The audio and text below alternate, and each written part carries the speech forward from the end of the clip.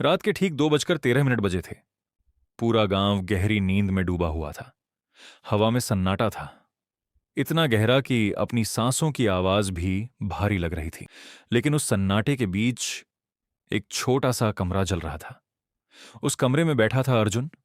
पुरानी लकड़ी की मेज, टूटे हुए पंखे की धीमी आवाज और टिमटिमाता बल्ब।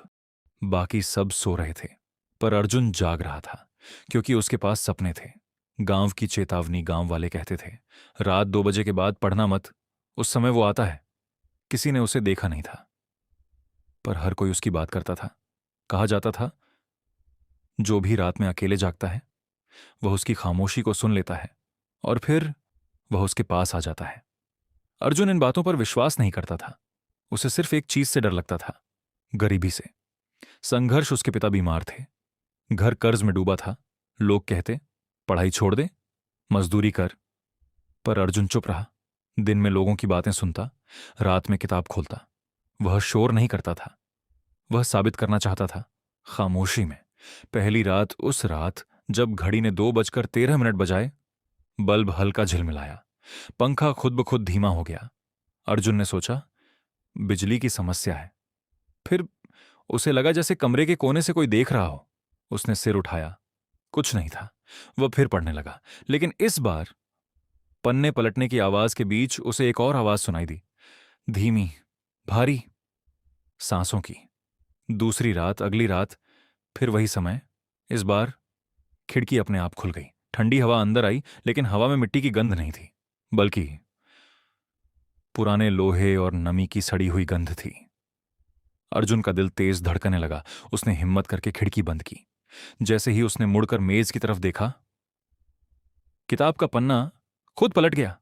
कमरे में कोई नहीं था, पर वह अकेला भी नहीं था। डर और निर्णय। उस रात वह सो नहीं पाया। सुबह मां ने पूछा, क्या हुआ?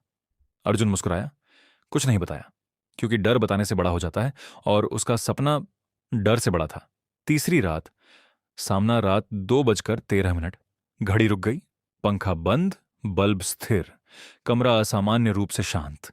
इतना शांत कि सन्नाटा चुभने लगा। और फिर उसके पीछे से आवाज आई, तुम अभी भी जाग रहे हो? अर्जुन का शरीर जम गया। धीरे से उसने पीछे देखा। कोने में एक लंबी काली परछाई खड़ी थी।